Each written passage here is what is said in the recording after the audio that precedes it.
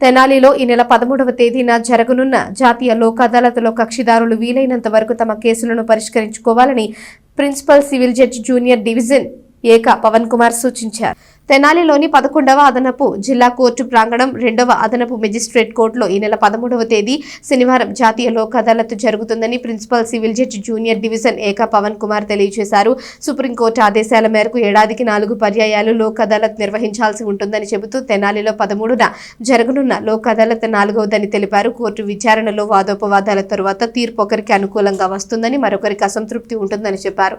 లోక్ అదాలత్లో ఇద్దరికి ఆమోదయోగ్యమైన పరిష్కారం ఉంటుందన్నారు. దీంతో పాటు న్యాయ సేవా సంస్థ ద్వారా సత్వర న్యాయం అందుతుందన్నారు. హైకోర్టు ఆదేశాల ప్రకారం ట్రాఫిక్ కు సంబంధించి పెండింగ్ చలానాలను పరిష్కరించుకోవచ్చునని తెలిపారు.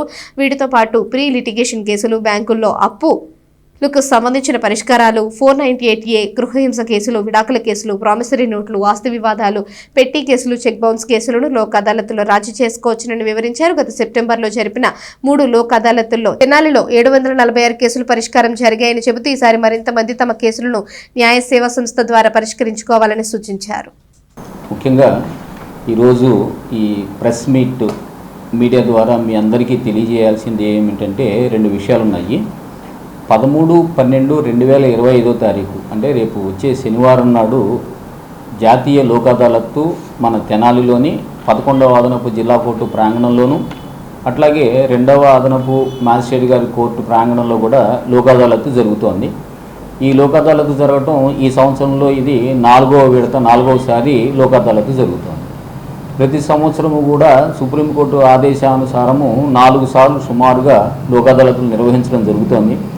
లోక్ అదాలత్తుల యొక్క ముఖ్య ఉద్దేశం ఏమంటే కోర్టులో పెరిగిపోతున్నటువంటి పెండింగ్ వ్యాజ్యాల దృష్ట్యా ప్రజలకి సత్వర న్యాయం అందలేకపోతున్నది కనుక ప్రజలకి సత్వర న్యాయం కావాలి అనుకుంటే ప్రజల మధ్య సఖ్యత ఏర్పాటు చేయాలి అని అంటే వాళ్ళకి ఒక సహృద్భావ వాతావరణం ఏర్పాటు చేసినట్లయితే వాళ్ళ కేసులు వాళ్ళు రాజీ చేసుకోవడానికి అవకాశం ఉంటుంది అన్న సదుద్దేశంతో ఏర్పాటు చేయబడినటువంటిది ఈ లోక్ అదాలత్తులు. ప్రతి సంవత్సరము కూడా సుప్రీంకోర్టు ఆదేశాల ప్రకారం జరుగుతున్నట్లుగానే ఈ సంవత్సరం కూడా ఈ నెల 13వ తారీఖు మన కోర్టు ప్రాంగణంలో నిర్వహించడం జరుగుతోంది. మీ అందరికీ తెలిసిన విషయం ఏమంటే ఎవరైనా కేసులు వేసుకుంటే వాదోపవాదాలు విన్న తర్వాత సర్వసాధారణంగా తీర్పులు ఏ ఒక్కరికో అనుకూలంగా వస్తాయి తప్పితే ఇద్దరికి అనుకూలంగా వచ్చే సందర్భాలు చాలా తక్కువ. దానివల్ల మళ్ళీ అసంతృప్తి చెందిన వర్గం ఎవరైనా కానీ మళ్ళీ పై కోర్టులకు వెళ్ళి వాళ్ళ యొక్క సమయాన్ని కానీ డబ్బును కానీ తద్వారా తెలియకుండా వారి జీవిత కాలాన్ని కూడా వృధా చేసుకుంటున్నటువంటి సందర్భాలు ఎక్కువగా ఉండటం వలన ప్రజల మధ్య సహృద్భావ వాతావరణం అనేది తగ్గిపోతోంది.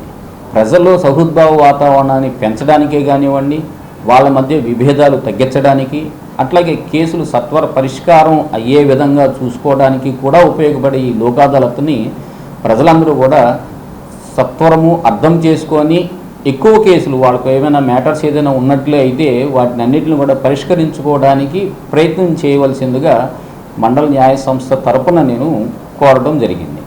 ఈ సందర్భంగా ఇక్కడ ముఖ్యంగా మనం గమనించుకోవాల్సిన విషయము ఒకటి ఉన్నది. ఏమంటే మన ఆంధ్రప్రదేశ్ హైకోర్టు వారు ఒక పబ్లిక్ ఇంట్రెస్ట్ లిటిగేషన్ పిల్ అని చెప్పేసి అంటారు. ఆ పబ్లిక్ ఇంట్రెస్ట్ లిటిగేషన్ 116/2024 అని మొన్న